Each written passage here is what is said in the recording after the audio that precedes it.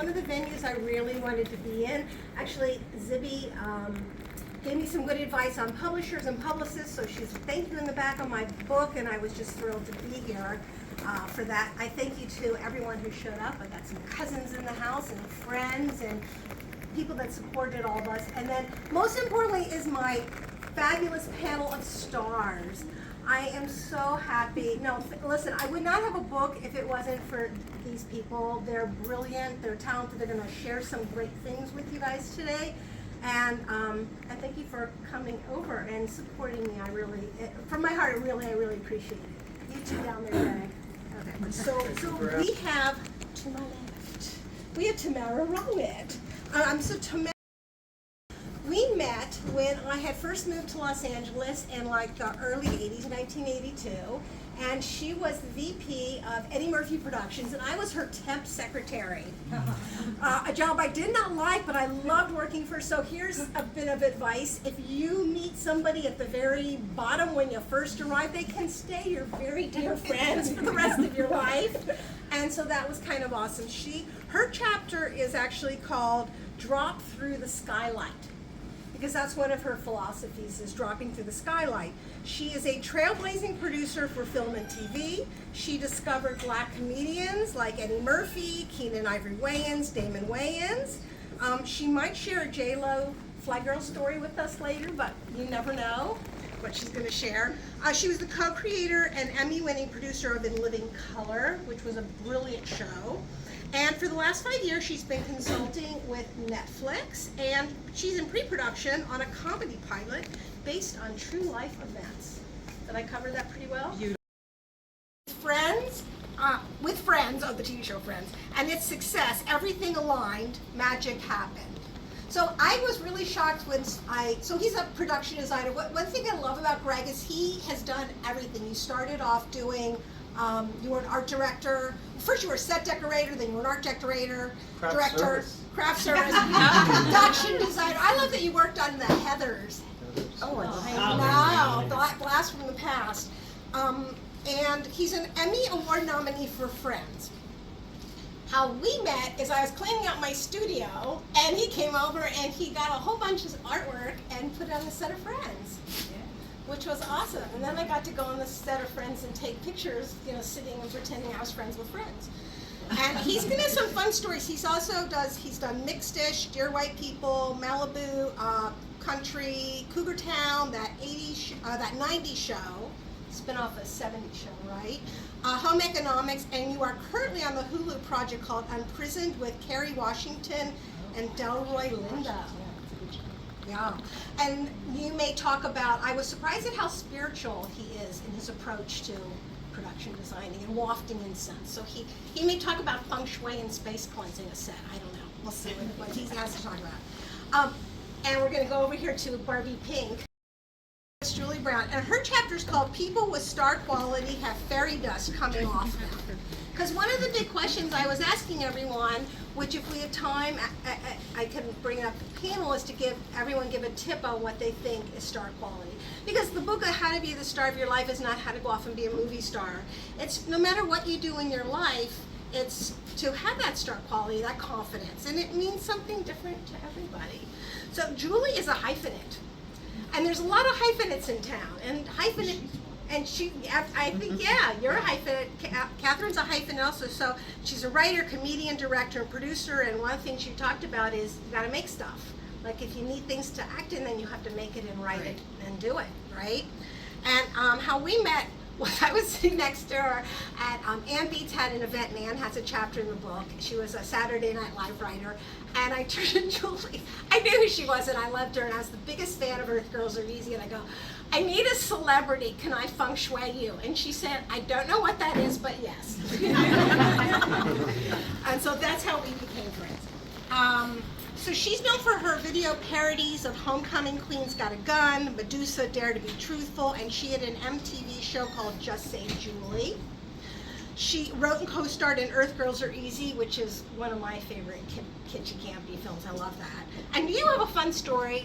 I don't know if you're going to tell that one, but I love that story from Earth Girls. And she did, I remember you did Camp Rock and you were working on it and you said, there's these boys, I think they're going to be big stars. They're called the Jonas Brothers. You wouldn't know who they are because you're not a teenager. And I'm like, I don't know, whatever. And Demi Lovato, when you talk about star quality, how you knew that they had star quality, right? She has acted in Clueless in the middle, and later this year, I want to see this Alien Vacation. I know. I haven't seen it yet. I'm excited about it. That sounds like your cup of tea. Yeah. Perfect.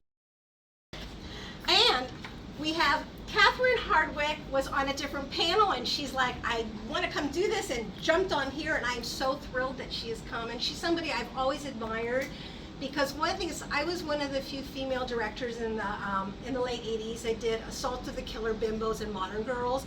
And Catherine has also, we've all been around for a long time, but she's one of the few female directors that is still working, award-winning, is still out there making it happen, been in the trenches, you know, been at the height of the heights, and she has some wonderful things to share. I'm really thrilled that she's come. Her chapter is called Dig Deep, and she might tell her Tom Cruise story. We sort of pivoted to a different story. She's a fun Tom Cruise story. So she is a director, writer, producer, and production designer. That's how she started. Award-winning director for Twilight, 13, Lords of Dogtown. She's done Red Riding Hood, that has Virginia Madsen, and Virginia has a chapter in the book as well. So everyone is sort of 6 degrees of Kevin Bacon, although we don't know, I know Kevin Bacon, but we're 6 degrees of each other somehow in there. Mafia Mama, which we all were just talking. If you have not seen it, where is it on now that we can watch it? It's one of the streamers, definitely. And it's Tony Coleman. It's good. It's really good. Yeah. There's no female director attached to that. It is just a director. It is a really, I mean, I don't know what that means that I just said, but that's okay. And she has an upcoming Hulu series called Under the Bridge with Riley Keough and Lily Gladstone. So that's got I just exciting. directed one episode, but still, Ah, I'll take it. Yeah, take it. And one thing that I want to bring to everyone's attention that I'm impressed, she did this sculpture called the Hollywood Gateway Walk of Fame, because I live in Hollywood. If anyone's been there, it's at the end of the street. It's like Hollywood and La Brea. Yeah. And it has Mae West, Anna Mae Wong, Dolores Del Rio, Dorothy Dandridge, and Marilyn Monroe on top. So if you're ever in Hollywood, you have to go by. I think somebody stole the Maryland. Yes. It's gone. Somebody in this room might have it. Yeah. Okay. Huh, darn. But also, you didn't say that I was the production designer on her We were- movie. I'm gonna give you Sucker. Oh, Catherine was- geez. Wow. She would rehire Catherine. Really? Oh my God. We That go is, way, way okay, back. well, thank you for filling that in, because I didn't know. I had a feeling everybody kind of knew somebody that was here, so. Anyway, they're all gonna read something in a second, but what I thought I'd just take a minute to do is put my glasses back on and talk about, well, I'm Anita Rosenberg, and I talked a little bit about myself. So I went to NYU Graduate Film School, and I graduated in '82, and I came out to Hollywood with my little thesis film tucked under my arm, and it was called Bachelorette Pad. It had Barbie dolls that came to life. Well, it was little Barbie before Barbie, and then we know Sue Shapiro and Cynthia, just wrote one of the big Barbie books, and so yes, I had Barbie way before that. Okay, and it was actually developed into with ABC, a Universal, a sitcom, which we never got made. But, at a time, I have to say, I came out here and I really didn't think about the fact that I was a female director. And I didn't think about the fact that my things were weird and kooky. I just thought, I'm going to come make stuff. And my goal was, by the age of 30, I wanted to direct a Hollywood film. And by 29, I actually did. So I came out, my first film was Modern Girls. It was about girls going to nightclubs looking for guys at the time when Porky's was big and Bachelor Party was big, so I'm shocked I even got that made. But it was with Atlantic Releasing, which did Valley Girl. So I kind of thought, ooh, Valley Girl, maybe they'll do my film. And then I did Assault of the Killer Bimbos. So I was given the title, and I thought, this is insulting. I don't know. And then I rented some Russ Meyer movies and some Roger Corman girl gang films, and I thought, if I could do it my way and have fun, I'm in. That could be fun. So, look, it's not that my films were not the great films I studied in film school. They weren't Preston Sturges and Billy Wilder, but you know, they were mine, and I'm going to take it. And actually, I did get tuxed over here with Karen.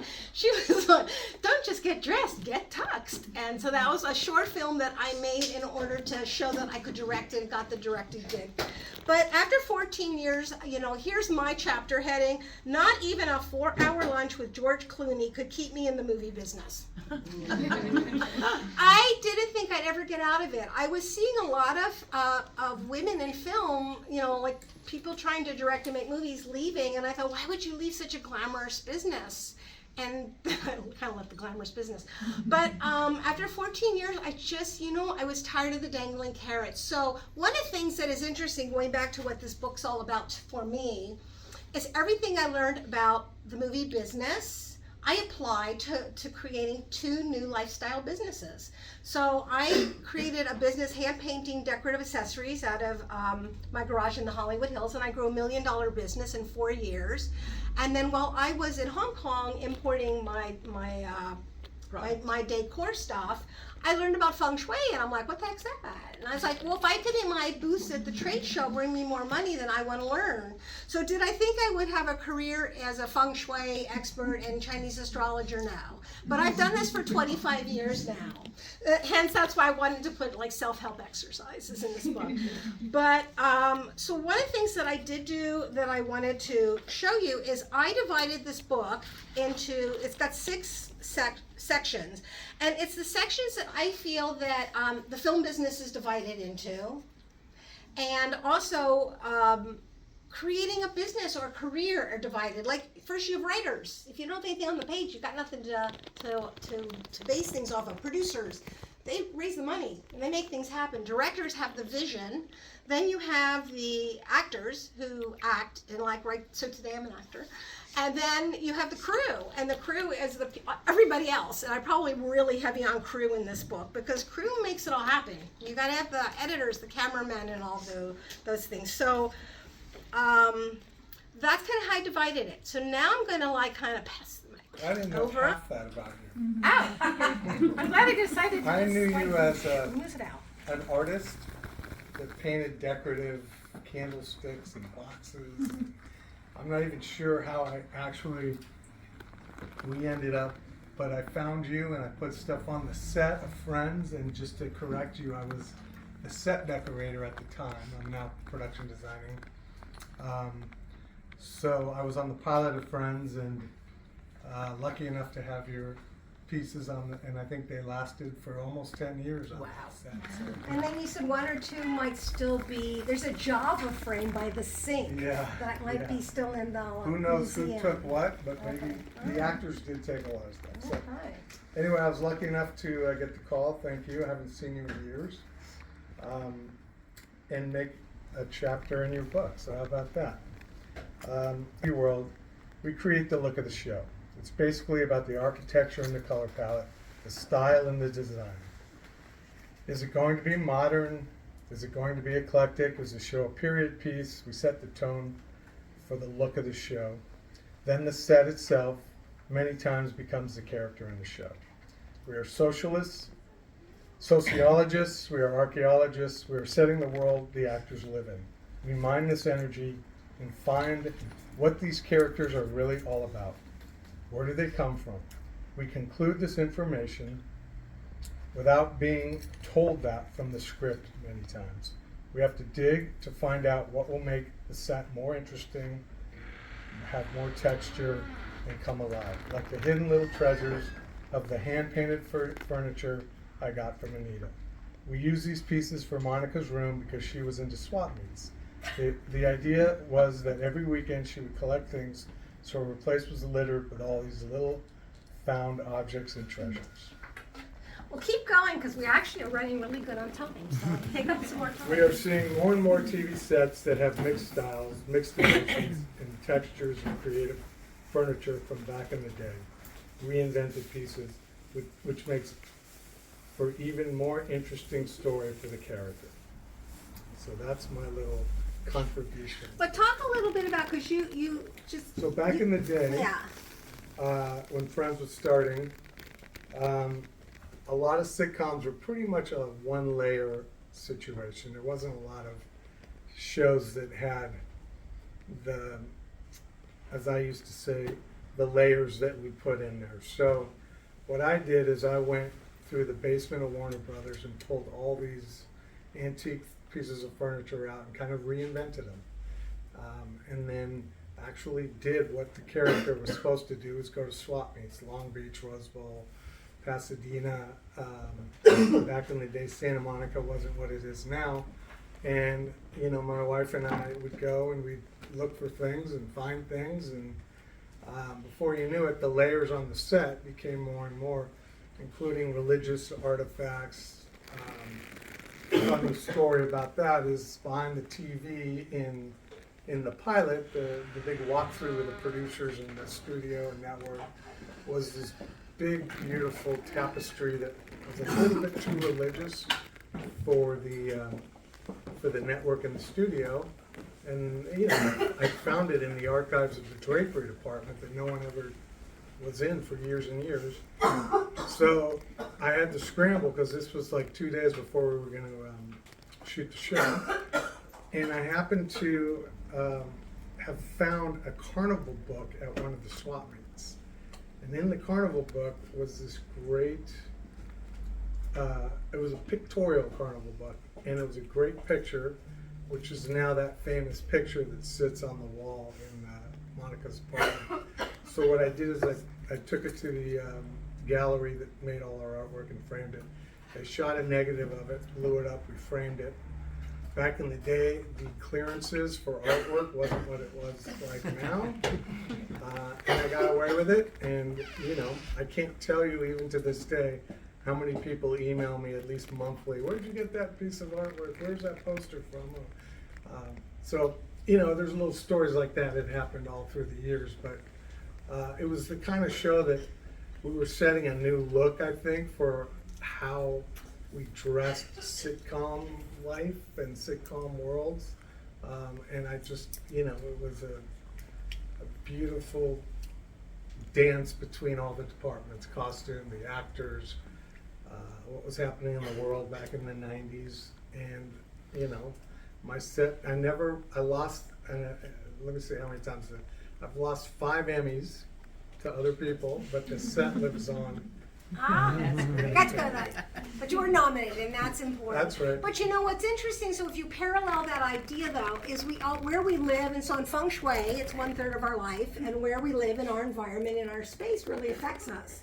So it's kind of like the set. The minute you have a set, then that's where everybody comes to life. That's where the characters live. So there's a nice little parallel. So hopefully you will all now look at your TV show sets a little different, different eyes. All right, Julie, we're gonna head over to Julie. Okay, I guess I'll just start reading it and then you can ask me questions. Was an actual song that we wrote that was on an album that Rhino Records put out for me. It was out there in the universe, and Warner Brothers called and said, "These songs are so theatrical. Do you have any movie ideas?" Well, we'd already thought of the movie. Well, my partner was Charlie Coffey. We'd already thought of the movie when we were writing the song, so I pitched it to them, and I sold it in the room, which is a really strange thing to do. They're like, "We're buying it." Like it's like in Hollywood, and I'm like, "Okay." And they said I was going to star in it. So, and they gave me another album deal, and the whole thing was an epic experience. And it was some of it was really good, and some of it was really bad. You think I got a deal to write a movie, and I get to be in it, and it's going to be great. Then they asked me to do a screen test for the film. And it was written in the contract that I was supposed to star in it, but after I did the screen test, which was actually really good, I've seen it, they said, they go, "You're not a big enough star to star in it." So I was crushed, like completely crushed. So they decided that they wanted Gina Davis, Accidental Tourist, Thelma and Louise, and Jeff Goldblum. They needed them to get a green light from the studio. And to me, Gina didn't come off like a Valley girl, in my mind. She's like 6 feet tall. I mean, what Valley girl is 6 feet tall? She's a really nice person and a talented actress, but I didn't think she was much of the character at all. So I had an attitude, of course. I thought my career was completely over, and I was devastated when I couldn't do the lead, because I put my whole heart and soul into it. was a complete wreck. The only power I had was to say, you can't make the movie. So that wasn't gonna do me any good. So I thought, what am I gonna do? How can I get something out of this? So I rewrote the co-star part of the gay guy best friend for myself as Candy Pink, the woman who owns the Curl Up and Dye hairdressing salon. And I think in the long run, it turned out to be a much better part for me. So that's one of the things I learned, that that co-star part or another part can be really amazing. So that's how I ended up doing that part. And I was happy about and it. I love that idea. Like sometimes the co-star is the better part. I know it really is. But conceptually speaking, sometimes there's things that we want to do, but we don't get to do like the main thing. But then you get this other thing. Maybe that was the better part. Which I think it was ultimately when I looked for me, but you don't know that at the time. You're just like completely destroyed. Also, they got me a makeup guy for the screen test. I'm talking to this guy, and he goes, "Yeah, I did makeup on The Wizard of Oz." And I'm like, "What?" It wasn't very good, and he actually like poked my eye. Like, why did they get me this guy? He was very sweet, but not really good. So, Let me ask you this question, because I was going to do this at the panel, but when we're like on to your thing about star quality, you just tell the little story that you were saying. I was asking you who was it's like the next biggest one. And it's about this summer camp where you learn to do rock and roll. I wrote it with my brother, who's actually here tonight, Paul Brown. Hey, Paul. Paul Brown. And She was great in the movie, by the way. I'm in the movie too, that's right, I'm the camp counselor. But the thing is, it was supposed to star like one rock star guy and then a girl. They told me, they go, the people we got the Jonas Brothers. I had never heard of them, but they go, they're really good. Well, I met them on the set, and they were so cute and so adorable, and I mean, such nice people too. You're like, they weren't little jerks like I thought they were going to be. They were really sweet.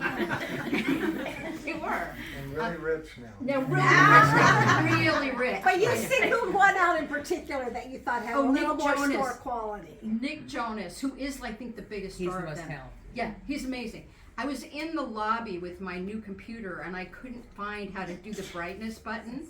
And he goes, "I'll help you." And he was like so cute. He's like 14, and he's like helping me with my computer. And there was something about him that was pretty magical, and he's the biggest of the stars. But the one who was really, really a star was Demi Lovato. You guys all know who Demi Lovato is. Yes. She's the star of it, and I'd never heard of her or seen her in anything. I don't know if she'd done anything before, but there was something about her, and she had this song called "This Is Me" in the movie. And on the last day of the shoot, she gets her guitar, she goes, "I want to sing to everybody." And she plays by herself to the whole crew. And you just go, this is a star, this is unbelievable. And I think what it is like you see somebody and they change the atmosphere of the room. It's like everything kind of changes, you know. How old was she when She was did that? 14 or 15. But you just go, she's a star. She had this great voice, but she was so intense about it. And I knew she was going to be a huge star. So There you go. So I used to be a production designer too, which I love that job, and it's so You know, fun. and all the little details that make you think that's a real person. I've gone to somebody's house like that. So whenever I went to people's houses, I would just snoop around all the time, like get lost on the way to the bathroom. Why do they keep that stash of newspapers there? Or what? You know, all those things that make things real. So I was trying to, I was doing Roger Corman movies and I Want to Get You Sucker, and then kind of clawed my way up to get to direct to production design Vanilla Sky with Tom Cruise. But it wasn't exactly the way I wanted to get the job, because normally as a production designer on a movie, you get like 2 months or 3 months maybe, depending on the size of the movie, to prepare for it, research it, really get into the details. In this case, I was on another movie for Paramount. They decided to drop that movie and fire the production designer on Vanilla Sky when they'd already been shooting for, I believe, like 2 weeks in New York. If you saw that movie, there's the whole part where they shut down Times Square. And so they'd done that, and then they came back to LA and they saw the sets built at Paramount and did not like them. They hated them. And so they decided to fire that person, and it was 2 days before the Christmas holidays. So they said, can you take over? And all the prop houses are shut down, all the stores, half of them are shut down. They fired the entire art department, all the set designers, and they fired all the set decorating department. And I said, well, how am I gonna take over? And by the time we come back from Christmas holidays, January 3rd, we wanna shoot the major set, okay? And I was in absolute shock, like, how can I do that? There's no crew, there's nobody to deal with this. So, this was the biggest movie I'd ever production designed before, and the biggest budget, the biggest star. I was pretty, shocked or whatever to be doing this. So it's like 2 days into my job, so I think it was like December, 23rd, and Tom Cruise walks on the set, and I'd never met Tom, and I'd seen him on billboards like 30 feet tall, and suddenly he's a human being right there in front of me, and he comes up and he looks at me with the Scientology eyes, staring into my soul, and he said, let's see, he said, so his apartment was supposed to be in the Dakota on Central, right off Central Park in New York City. And normally I would have researched it. I would have seen photos and everything, but I didn't even have time to do that. And I never had been there. And he told me my character is supposed to be like Rupert Murdoch, this high status publisher. And he said that I want the decor to be as great as Rupert Murdoch's house. Let's see, he said, and the set at that moment looked kind of like a bordello, very dark walls and everything. Didn't really look too good. So I was really nervous. He said, I'm glad you took this job. I heard you didn't get to go on your family Christmas vacation, but I know you're going to do a great job.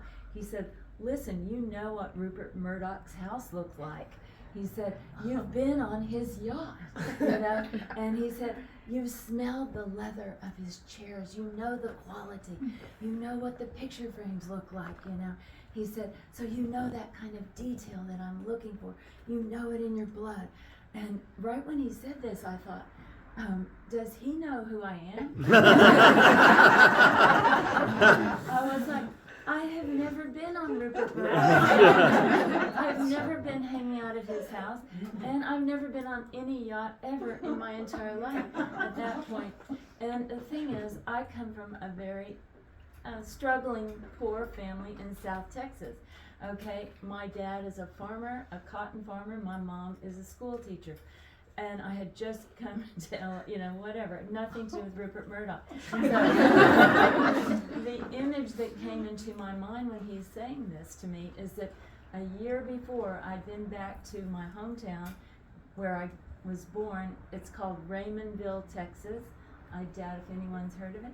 And my mom was very proud to show me the house that I had grown up in from age 0 to 3. And she said, it's a cute little white cottage. We drove up, and I noticed there's no glass in the windows. And then I noticed, as we got closer, that a horse popped his head out the window and went, nay! And I'm like, wow, it's a barn now. Okay, so I basically grew up in a little house that's now a barn. So right when Tom said to me, you've been to Rupert Murdoch's yacht, I just saw that horse, nay! No, I have not been there. And so I was thinking, I'm an imposter. I mean, how can I possibly do this? And he told me, he said, I want it to be better than Rupert Murdoch's house, a lot more stylish and hip, So I'm just kind of like freaking out, seeing the horse, neighing at me. And I'm thinking, I'm the horse having like a panic attack inside, And so I panicked like instantaneously for about 1 second. And then I thought, fuck this, man. I know how to design. I went to 5 years of architecture school. I'm a good designer. I'm going to do something really fucking cool. And I don't care. It might not look like Rupert Murdoch's house, but it's going to be better. And so somehow I did just dig deep inside me, literally in about 10 seconds, and not run out the door. And I said, I'm gonna do it. I'm gonna prove to Tom that I can come from that little house and do something great. So, you know. And he kissed your feet. Yes, he actually kissed my feet for another reason. Oh. You skipped that part of the story. Oh. That part's even better. Do you guys want to hear Yes. that part? Okay. Or do we have time? Um, Oh no. Okay. well, That's we're gonna kind of think skip questions. Let's just I keep doing. Okay, let's go for it because you guys are interesting and let's keep going. well. Okay, yeah. We don't have to. Yeah. Oh. Now We'll you kiss have your to. feet. Well, now you have to. Yeah. You absolutely have to. Okay. Well, this one I have to stand up for. Okay. So let's see. I'm gonna climb. Oh, she's turned into an actor today. This is an action story. Okay. So basically, after he saw that set, you know, he really liked it, and he thought, yeah, you did a good job. I mean, I had all my friends painting paintings on the weekend that are actors, and hairdressers were helping me get for just anything I could do to make it look really good, and it did look good if you saw the movie. You know, it looks very nice, blah blah blah. But then, so when he came in, he saw that, he goes, oh, now I want you to redo Penelope Cruz's apartment. And Penelope, if you saw them, did anybody see the movie Vanilla Sky? Penelope Cruz was an artist, you know, she was a painter, and they had already filmed that apartment in New York that was built as a cover set. They filmed it for one day at the cost of $250,000, took down all the walls, put them on a truck, brought them back to Paramount, built a whole soundstage, built them on a soundstage. So I wasn't worried about that set. I'd never even seen it because I thought, okay, that set is done. They've already shot it. They're not going to waste that money. I'll just worry about all the other sets on the movie. But he goes, no, I need that set redone. And I said, he said by tomorrow morning at 9 in the morning. And it was like at 11 in the in the day. I said, you know, I know I redid the other set, but I did have several days over the Christmas holiday. There's absolutely no way I can do that by, 9 a.m. in the morning. And he said, come into the Bluebird. Now, does anybody know what a Bluebird is? Do y'all know what the Bluebird is? Okay, if you look on school buses or if you look on like motorhomes, you'll see a logo. It's made by a company called Bluebird. Okay, so that he wanted me to go into. Why did I have to stand up? I don't know. I'll get to that part. But he said, come into the Bluebird. And I'm like, wow, okay, that's his trailer. It's a mobile home, and it's got, it's all like Art Deco, and it's what he has on the set, like baby yak skins or on the leather. And I don't know. It looks pretty outrageous to me. And so I come into the Bluebird, and he walks down the aisle. Cameron Crowe, the director, is there. Right before I went there, the art director and the set decorator were kind of walking with me. Don't agree to it. Don't agree to it. Absolutely don't agree to it. I'm like, I never would. I'm not that crazy. So he goes over, he walks down the aisle, he turns on the stereo, and it's a trance song. Then he turns around. By the time he turns around, he's got 3 buttons undone. Okay. And then he reaches out and he takes my hand. This is not in the book, by the way. It's bonus material. Bonus. He takes my hand and starts dancing with me, Scientology. And charming me. And he does that technique that a salesperson does sometimes. He gets you to agree with you, that you agree, then you buy the car. So he says, you did a great job on the set. Right? And I'm like, right. And he said, you did you would do a great job in Penelope's apartment. Right? And I'm like, right. And he goes, so you will find a way, you make the whole movie better if you do this. Right? I'm like, right, because I'm getting hypnotized. And he's dancing with me, and I'm like, whoa. Then he goes, so you're going to redo the whole set by tomorrow at 9. Right? I'm like, right. So then I walk out the door of the trailer, and there's the art director and the set decorator. You didn't agree to it. I go, right? Yeah, I did. And so I did by many crazy ways. Got it done by 9 the next morning. We did not even go into overtime. And he walked on the set. He loved it. You can see it in the movie. And he got down and kissed my feet.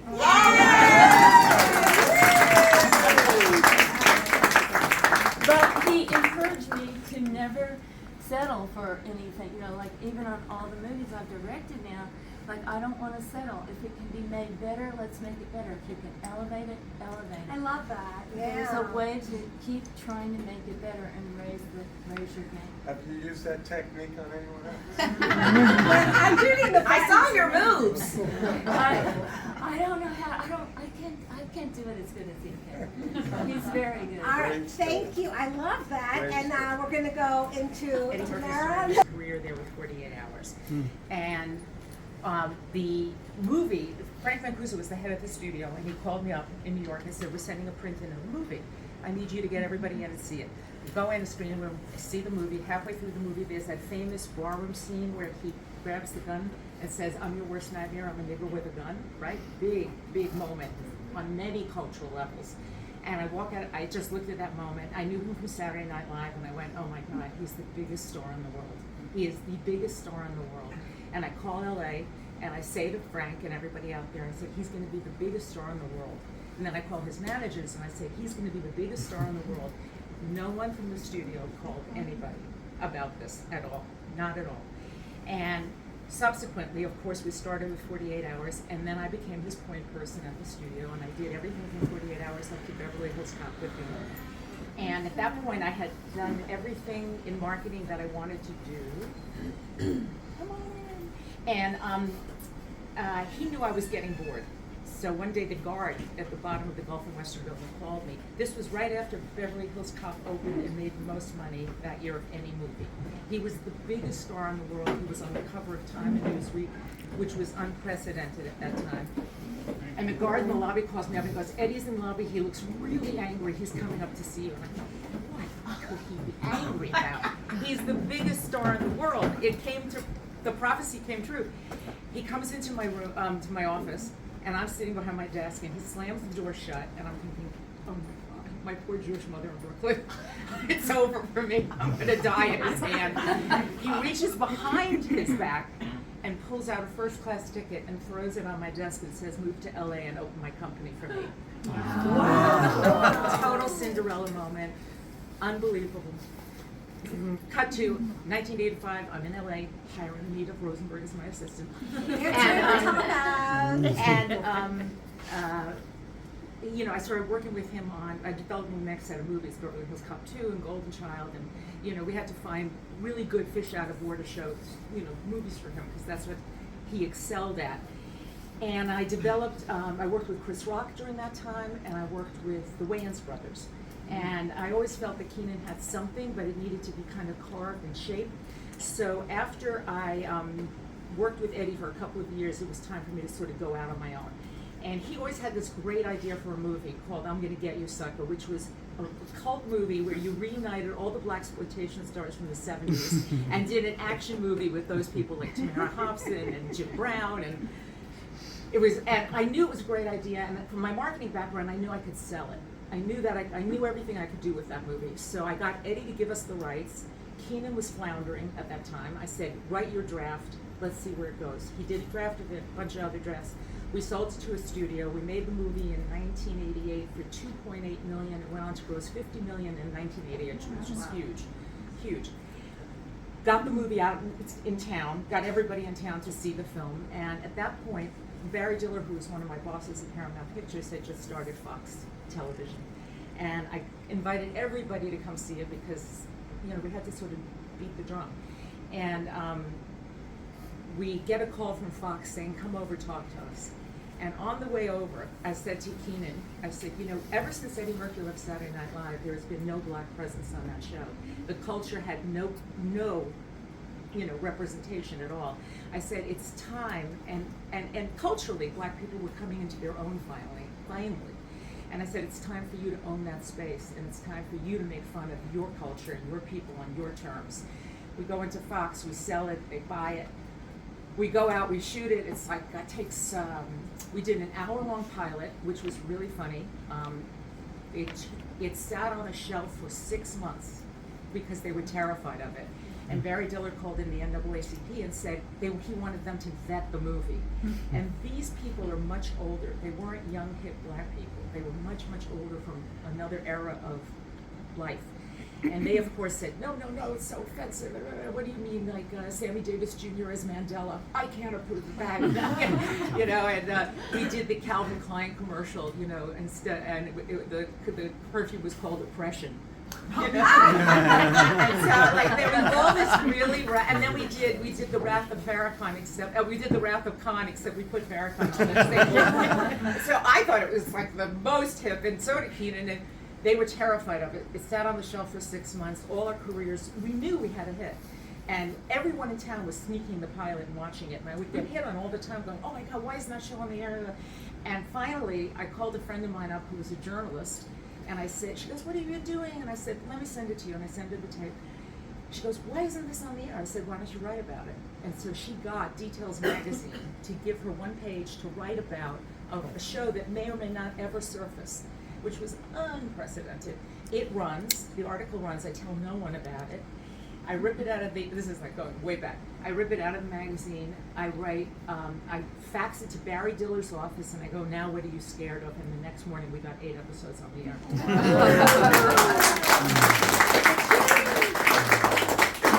And your chapter is dropping through the skylight, which is looking at things through a different lens, which Yep. I think we can apply in anything that Yep. we're doing. And we're It's all about perspective, and it's all about how you see things and how differently I see things other people don't see. I just do. I don't see dead people.